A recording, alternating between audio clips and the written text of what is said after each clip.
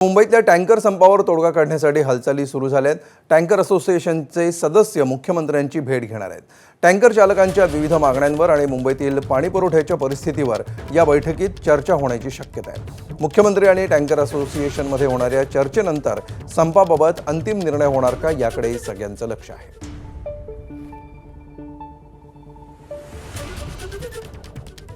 त्यामुळे केंद्रीय यंत्रणांच्या अटी या जाचक आहेत असं टँकर चालकांचं म्हणणं आहे। त्यामुळे मुंबईतील पाण्याच्या उपशावर मर्यादा घालण्यासाठी काही नवे नियम करण्यात आलेले आहेत आणि त्यानुसार विहिरीतून पाणी उपसा करण्यासाठी NOC घेणं बंधनकारक आहे।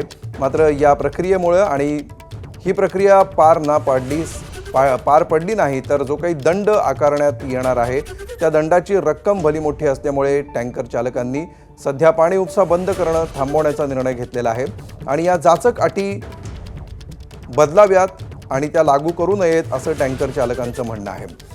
वास्तविक भूजल पातळी स्थिर राहावी आणि पर्यावरणावर विपरीत परिणाम होऊ नयेत यासाठी काही नियम केंद्र सरकारने केलेले आहेत।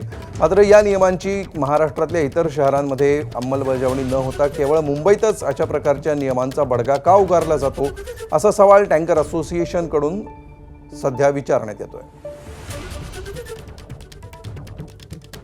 आणि अधिक माहिती घेऊया आमचे प्रतिनिधी वेदांत नेप सध्या आपल्या सोबत आहे। वेदांत, नेमकी आता मुख्यमंत्र्यांसोबत कधी ही बैठक होणं अपेक्षित आहे आणि काय नेमके अपडेट्स आहेत याबाबत? ज्या प्रकारे या सगळ्या टँकर असोसिएशन सदस्यांची मागणी होती की मुख्यमंत्र्यांसमोर CGWचे जे नियम आहेत ज्यामुळे अडचणी येत आहेत ते सगळं मुख्यमंत्र्यांसमोर मांडणार आणि त्यातनं कदाचित हा सगळा यावर तोडगा निघू शकतो किंवा या नियमांमध्ये महाराष्ट्रात आणि खास करून मुंबईमध्ये शिथिलता येऊ शकते।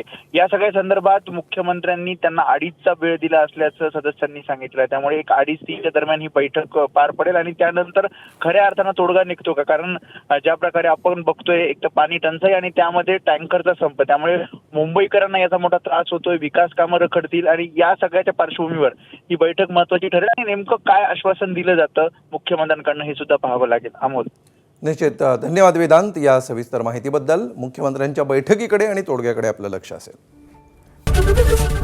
ABP माझा, उघडा डोळे बघा नीट।